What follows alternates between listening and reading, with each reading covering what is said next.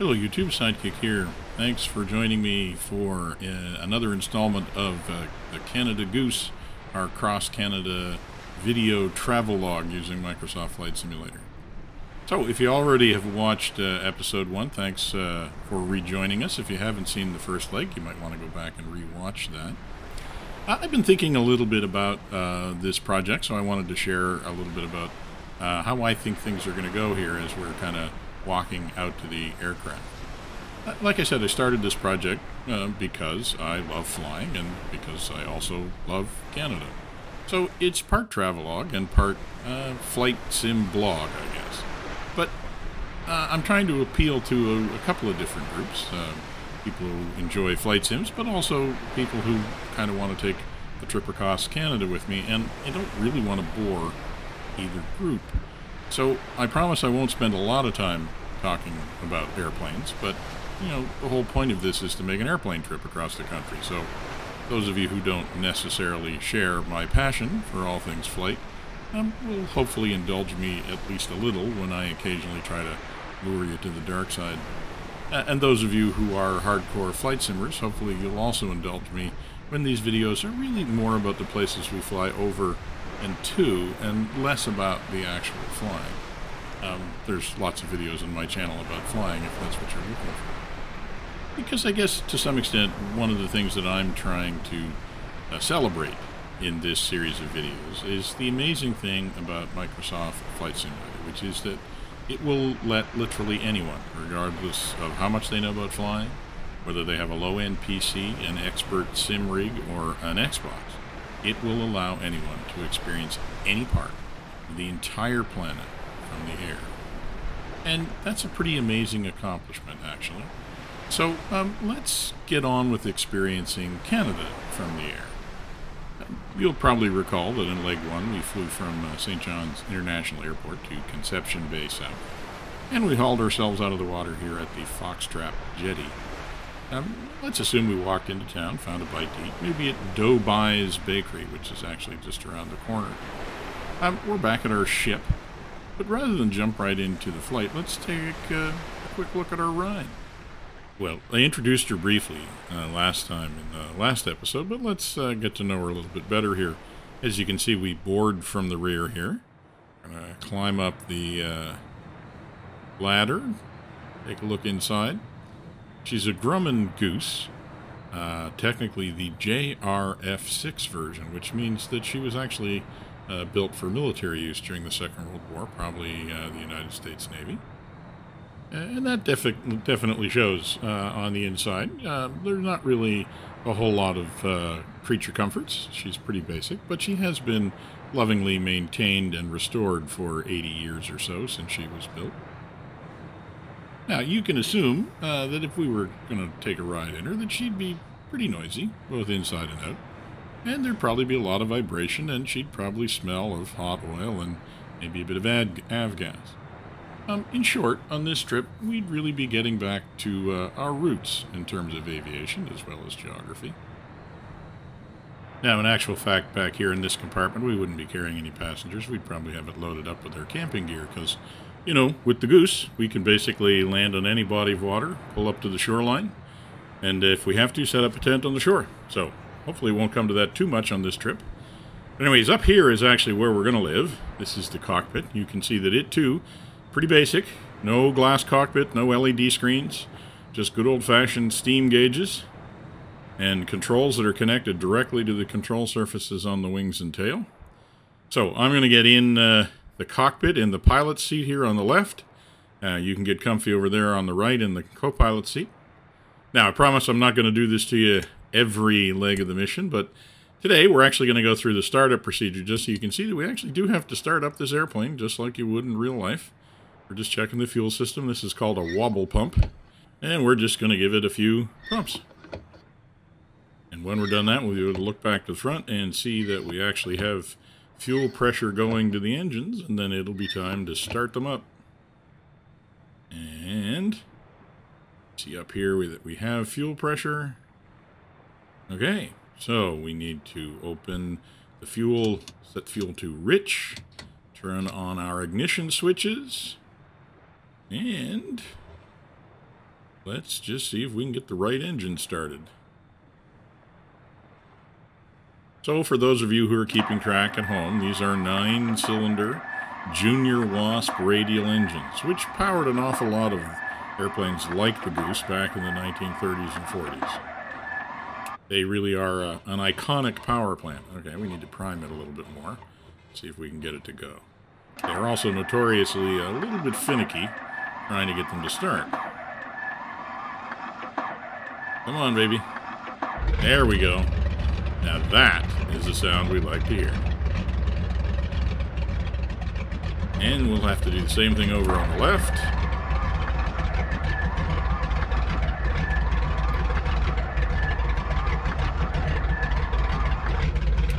Alright, we are started. Alright, to the non-flight simmers amongst you, I promise I won't do that every time, but that sound really is something to warm the cockles of a true flight aficionado's heart. So, we're just going to advance the throttles here a little bit. We actually have to warm up the engines. They don't work very well until the oil gets warm and starts flowing properly. So, while we're doing that, though, let's talk about where we are going today. As you remember, we had flown here to Conception Bay South, which is really just across the peninsula from St. John's. So today we're going to take off out of Conception Bay South. We're going to fly across the southern end of Conception Bay and over to the southern end of Trinity Bay, which is this bay over on this side, and then we're going to cut across the Avalon Peninsula from north to south, and we're going to go to Placentia Bay, and we're actually going to end our day at the town of Placentia, which is also the site of the old U.S. Naval and Air Base at Argentia. So, let's see how we're doing here. Don't see any anomalous readings. I think we are probably just about ready to wade back out into the water and start today's journey. Got to give it enough gas here to get us moving. So since we sort of arrived here this morning, as you can see, the clouds have raised a little bit. It's not quite as low as it was this morning.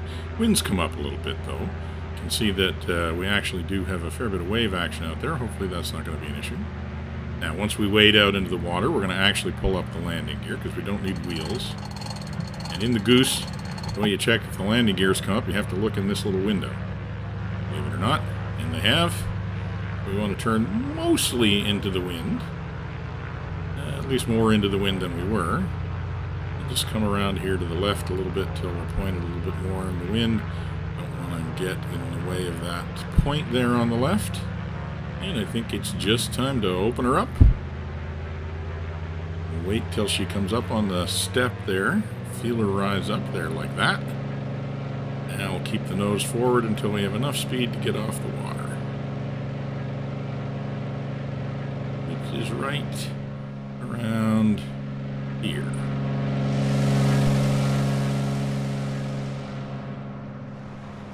And we're off on leg 2 of the Canada Goose Cross Canada video travel log. Just checking to make sure that we've got no readings on the instruments that we don't like. We're good there. All right. So maybe now would be a good time to talk a little bit about place names in Newfoundland. We've just run through a number of them, and we're going to see some interesting places on the trip today. So let's talk about place names. First of all, actually, let's talk about the pronunciation of the island itself, Newfoundland. For those of you who are not Canadian, you may have heard a variety of different forms of that name. Newfoundland, Newfoundland. It's Newfoundland. Now, there's no question at all that while Canada has a lot of interesting place names, Newfoundland clearly wins the prize for the highest concentration of interesting place names. Many of the names have religious significance since they were attached to the places by European sailors who were deeply religious. Often the names are associated with the day of the year when those sailors arrived in that place in Newfoundland. St. John's, for instance, was discovered on the feast day of St. John the Baptist. Trinity Bay was named after Trinity Sunday. And Conception Bay was named on the day of the Feast of the Immaculate Conception. So, just here on the left here, while I've been talking about this, I have been bringing up a map, slightly better map than you might be used to seeing if you're used to Microsoft Flight Simulator. So we can actually take a look at where we are going. And as you can see, we've taken off out of Conception Bay South, and we're at the southern end of Conception Bay. So if you have a name like Conception Bay, then you also have a name like Placentia Bay. And you have to be careful to get that pronunciation right. Placentia Bay.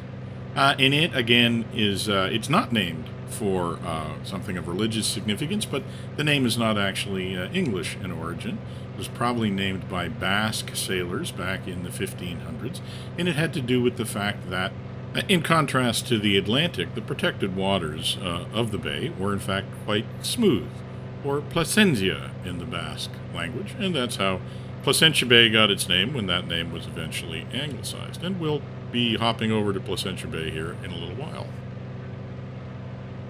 But for now, though, we're coming up to our first little site of interest here on the left, which is the town of Brigus. In Brigus, there is actually a National Historic Site called Hawthorne Cottage.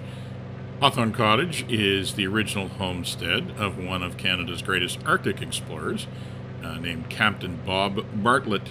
He was the commander of more than 20 Arctic voyages in the early and mid-20th century. And inside Hawthorne Cottage, his family's beloved homestead, you can see rare artifacts from his expeditions and period furnishings as you tour the cottage and explore its heritage gardens. And that's going to be Brigus that we see just in that little bay that we're coming up to right now. Now, I'm sorry that I don't know the local topography of Brigus well enough to point out Hawthorne Cottage to you from the air. You'll just have to take my word for it that it's down there. So it is interesting at this point also to just take in the scenery and realize it's changed a little bit. When we were on the north coast up near Cape St. Francis, it was quite a bit harsher and rockier, facing out on the Atlantic. You can see why the fishermen really preferred the bays, as they're called in Newfoundland. For a long time, inhabitants of the outports along the fishing villages along the Avalon Peninsula were typically known as baymen, to distinguish themselves from the townies who lived in St. John's. So there is the town of Brigus. Now, coming up a little bit ahead of us is another very interesting historic site, and this is the town of Cupids.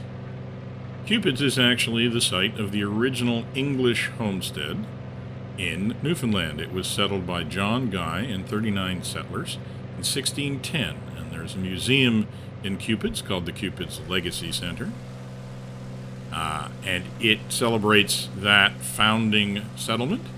It has state-of-the-art exhibits and more than 180,000 artifacts. We talk about how that original settlement contributed to what eventually became the unique culture of Newfoundland. And we are going to talk a little bit more about the history of Newfoundland.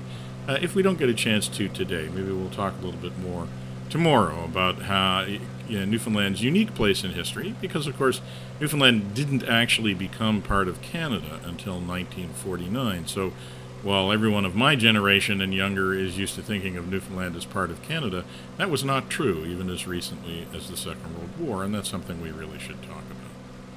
So we're now flying over the town of Cupids. Hopefully you're getting a slightly better view from outside the aircraft. That was one thing that somebody commented, that it would be nice to see some views from rather than just inside the cockpit, and I don't see any reason why we shouldn't do that. So let's take a look at Cupids.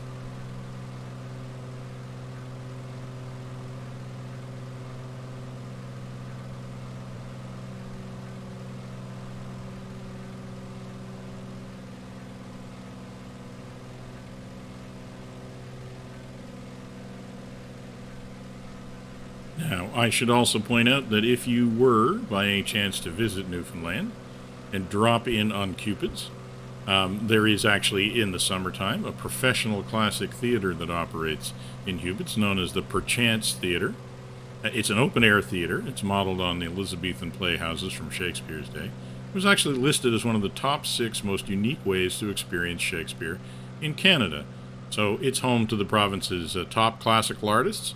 And if Shakespeare is your thing and you're ever in Newfoundland in the summer, then maybe you want to drop by Cupid's, find out where the original English settlement in Newfoundland was, and drop in on the Perchance Theatre. So as we come around here and look north along Conception Bay, should also point out that the road that we see going around Cupid's does continue out along the western side of Conception Bay and is a very popular tourist destination, including the fairly large settlement of Bay Roberts, which is just to the north of where we're flying right now. Okay, now before we talked about Brigus and Cupid's, we were talking about Newfoundland place names. Now, no discussion of Newfoundland place names is complete without talking about the place that we are about to visit. And by the way, you can see me in the cockpit here. For those of you who are paying attention, I'm actually turning on the Goose's gyro pilot. It's not an autopilot, it's called a gyro pilot, but it's actually going to make it a little bit easier to fly the plane. We can just turn these dials to fly the plane instead of actually having to keep our hands on the yoke and feet on the rudder all the time. So, I'll bring up the map again, and of course, the place that I am talking about is the town of Dildo. Now, you might expect that since there are good explanations for why we end up with strange names like Conception and Placentia, that there must be some rationale for the name of Dildo. And actually, there's not. The name of Dildo, as far as anybody can tell, simply comes from, well, looking at the map. And since this is a family show, I'm not going to say anything more than that. So we are going to go past the town of Dildo here in a little while. Dildo does have one major claim to fame, and that is that it has the most photographed town sign in all of Canada, for reasons that will be obvious, I'm sure. Now, other than its very famous name, Dildo is pretty much just a classic Newfoundland outport, and a very picturesque one at that. Now, it does also have one other unique attraction, which is the Dildo Town sign, which is modeled after the Hollywood sign, and was actually donated by Hollywood star Jimmy Kimmel, who discovered the town of Dildo and basically started up a relationship with them a few years back. So if you want to go to Dildo and get a picture not only of the Dildo sign, but the Dildo Hollywood sign, then that's something that you can do. Now, there are other reasons to visit the town of Dildo, though. Dildo Cove features a vendor's market that takes place every weekend at the Society of United Fishermen's Lodge in Dildo Cove. While you're there, you can also take in another performance. The Sister City Theatre holds performances of a wide variety of traditional Newfoundland stories, musics, and songs. And if you're there when they're having a performance, you can stop by the vendor's market and also take in a performance. So we're just coming around here. This is Dildo and Dildo Cove coming up on our left. And we're just going to take a little bit of an orbit around it, and we'll end up going south, and we'll head over the Avalon Peninsula towards Placentia Bay, which is our destination for today.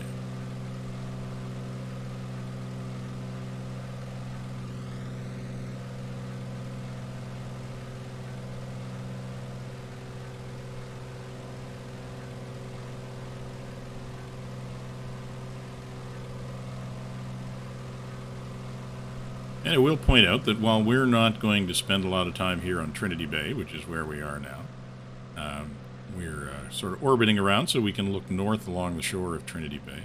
There are plenty of tourist attractions in Trinity Bay as well, including the Heart's Content Cable Station, a provincial historic site, which celebrates the fact that over 150 years ago, the very first successful transatlantic cable was landed at the town of Heart's Content.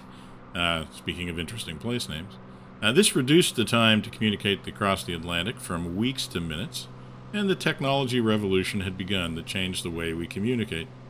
The little Newfoundland town leaped into the history books and remained a global communications hub for over a century. The cable station is set up as a time capsule of the communication technology that can connect us all right up until the 1960s.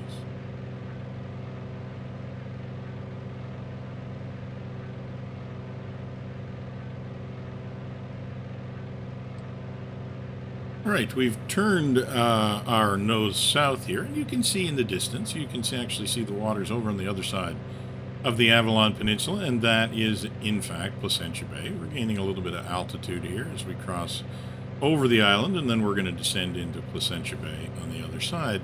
While we're doing that, we've got a little bit of time to talk a little bit about Newfoundland history. You can see here on the map, here we are on the northeastern side, crossing over to the southwestern side, and the body of water on the southwest is, in fact, Placentia Bay, and there you can see the town of Placentia. You can see that airport there is named Bay Roberts Airport, which is a little bit funny since Bay Robert is actually across the Avalon on Conception Bay, but let's not dwell on that. That airport actually has its own history that we'll talk about in a minute. So the thing that you need to understand about Newfoundland's history to understand a little bit about the place names and a lot about the history of Placentia and Placentia Bay is that early in its history, Newfoundland was actually the site of settlements of a number of different European powers. We talked about the Basque sailors and the English sailors. For the longest time in the 1500s and the early 1600s, essentially they used Newfoundland essentially as a summer camp. They would come and fish on the Grand Banks, and then they would bring their cod ashore on Newfoundland and dry it and salt it so that they could preserve it, so they could fish an entire season and then take the dried fish back to sell it in Europe. And it evolved that basically the northern side of the island was the English side of the island, the northern side of the Avalon Peninsula anyways. The southern side of the Avalon Peninsula was known as the French shore. So as we come over here to Placentia Bay, we're entering the part of Newfoundland that was actually originally settled by Basque and then particularly by French sailors. In fact, by 1655, the town of Placentia, where we are going to end up today, was actually the French capital of Newfoundland. They first built a fort there called Fort Plaisance in 1662, but followed it up with Fort Royal and Fort Saint-Louis by 1691. There was a permanent garrison there, as well as a small squadron of ships, and using those military forces, the French essentially safeguarded the activities of their sailors in the summertime when they spent their time drying their cod on the rocks beside the bay. It shouldn't be taken for granted that that was an easy thing to do to ensure the safety and security of the fishermen. The fishery in Newfoundland, even in those days, was extremely important to the European economy, and controlling the beaches of Newfoundland was actually a fairly significant strategic objective for the colonial powers at the time. The site of Placentia and other parts of Newfoundland were the site of significant conflict during both the 9 Years' War and the War of the Spanish Succession. Eventually, actually, the site was so important that when France and Britain settled their differences in 1714 in the Treaty of Utrecht, the British actually claimed the site of Placentia and expelled the French sailors that were settled there. And this expulsion is less well known than the expulsion of the Acadians in Nova Scotia and New Brunswick, and that's an event that I no doubt we will talk about when we get to the Acadian shore later on. But nonetheless, in 1714, the entire French population of Placentia was deported and ended up on Ile Royale in the site that would become Louisbourg in Cape Breton Island, and that, again, is a place that we'll no doubt be visiting in a little while when we get there. So the British took over the site of Placentia, and for a little while in the 18th century, it actually rivaled St. John's in size, and might eventually have ended up being the capital if things had gone slightly differently. It has always been essentially the capital of the French shore, or the southern side of the Avalon Peninsula. It still features an excellent harbor, and as we'll see, it also has the site of the makings of an excellent airport. And so it became very important in 1940, at the beginning of the Second World War, when the British and American governments signed what has been known since as the Lend-Lease Agreement.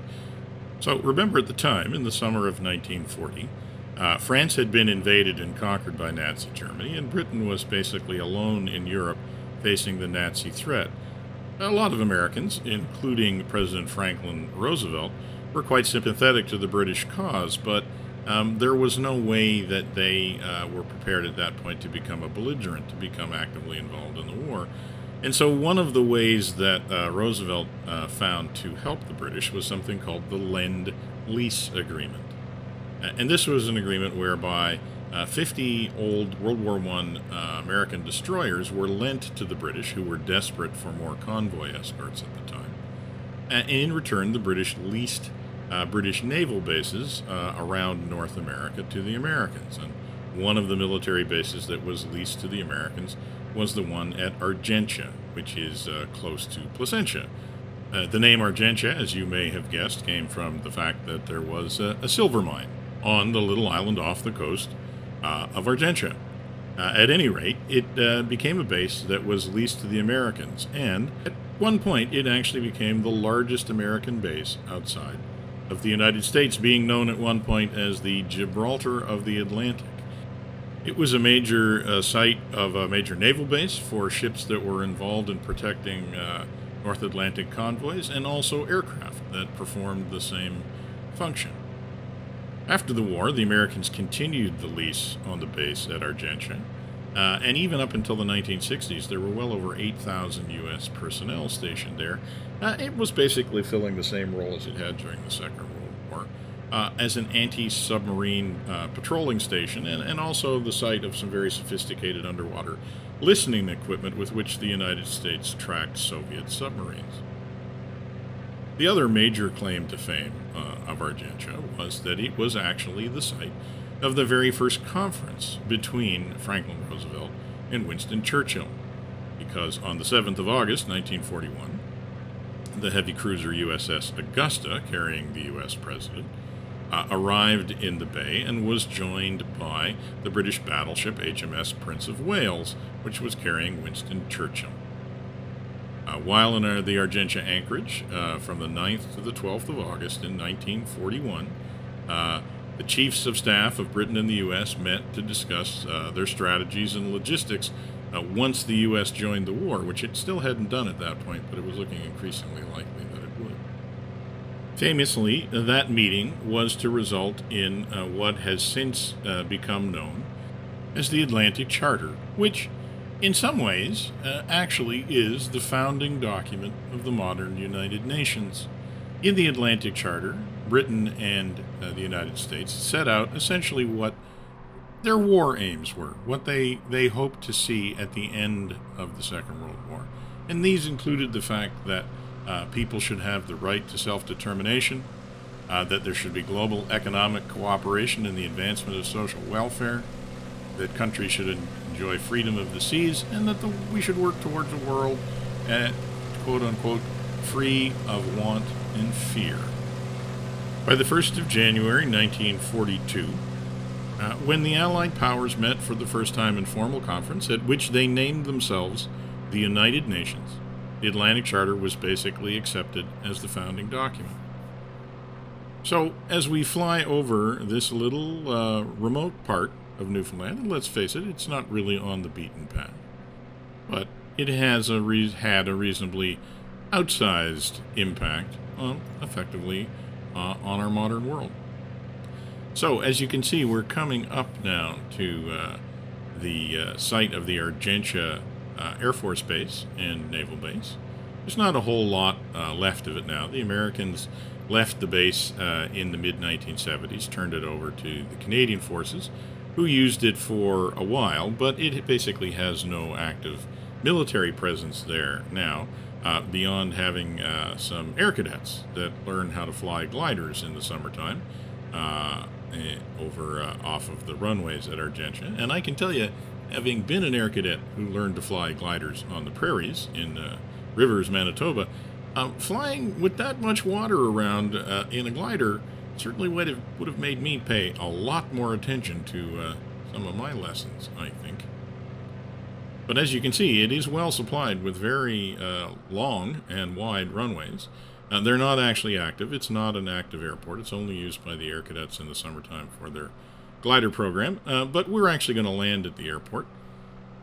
Before we do that, though, we're going to take a little bit of a trip just a little bit farther south here and actually fly over the town of Placentia before coming back to land at the airfield there. So you can see we're crossing over the peninsula that used to basically divide Argentia from Placentia.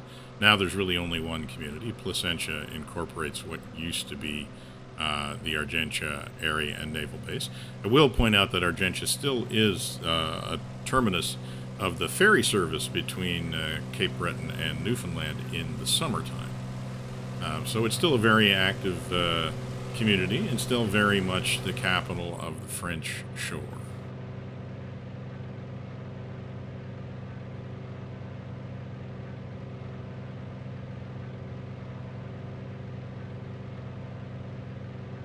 And there you can see Placentia arrayed across the end of the bay there. You can see why it was valued for its very protected harbors and why fishermen were attracted here in the 17th century. Now, if you do ever end up coming to Newfoundland and landing ferry at Argentia, you should stop and actually take a look around historic Placentia. And definitely take in the Castle Hill National Historic Site that's run by Parks Canada. According to Parks Canada, you can step back to a time when the fate of North America hung in the balance, and imagine cannons and muskets blazing as British and French forces battled on the shores of Newfoundland, vying for control of the lucrative fishery.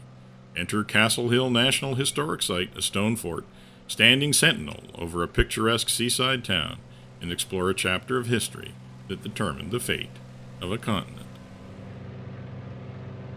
All right, well, we have flown by Argentia. We've taken a tour around Placentia Harbor, and so now we're effectively on our downwind leg. We're going to line ourselves up, and we're going to end this leg of the trip just over there at the former Argentia Air Force Base. As I said, it is now technically called the Bay Roberts Airport, although I still don't understand why that's the case. Whatever you want to call it, that's our destination for today. So we got a little bit of a wind out of the west, about 10 knots from due west, which means we're going to have a little bit of a crosswind as we come in here. So you'll have to excuse me if I take off my tour guide's hat and put on my pilot's goggles for just a few minutes as we try to get down safe and sound. It's going to be a land landing, so we're actually going to be landing on wheels, not on the water. So we're preparing for our descent now, dropping the wheels, pulling back on the power, dropping the flaps. The Goose has two flap settings, 30 degrees and 60 degrees, and those of you who are pilots will know that those are pretty big barn door flaps. And they really do slow us down as we get close to landing. But they also make it for a fairly steep descent, but a nice stable one as well. The Goose is very well behaved at low speeds and really isn't much of a challenge to land, although because it does have a tail wheel, it has its own little idiosyncrasies when you're handling it on the ground. But so we're coming in here, the runway is just off to the left. And we're slowing down, and we're dropping down. Probably just going to turn just around this island here and line ourselves up for a fairly short final. Just checking to make sure the gear is down. That's the only way to do it in the Goose.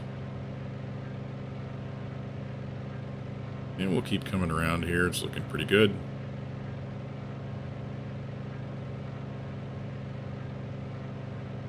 So I hope you have enjoyed this second leg of the Canada Goose cross-country video travel log.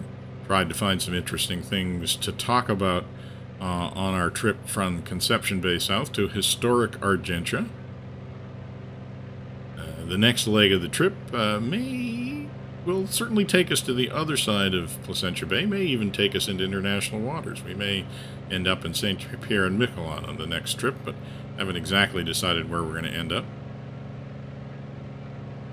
Okay, the runway is getting bigger in our viewport there. Picking up a little bit of power. Just working our way around. Certainly has been another lovely day for flying across the island of Newfoundland.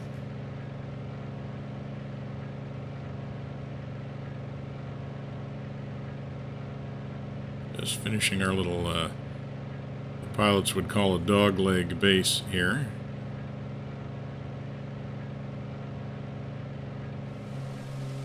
But since there's no approved circuit at this airport, it doesn't really matter if we take some liberties with the normal pattern.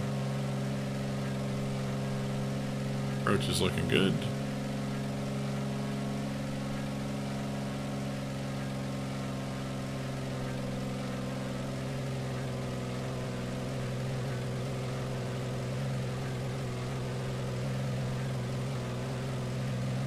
And here we are on final.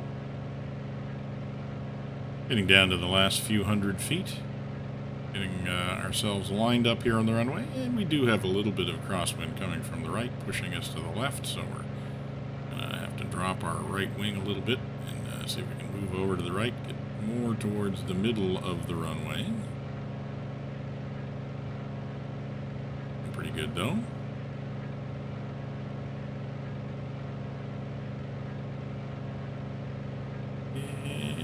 We're just about over the threshold. We can start pulling the power back now. Oops, move a little bit further to the right, maybe. And we'll just flare and power off. And we are down. Welcome to our Argentia. Right, we just need to get ourselves slowed down here. Time to make that taxiway there. Put on the brakes.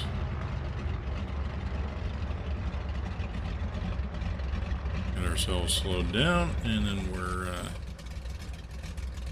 take this taxiway.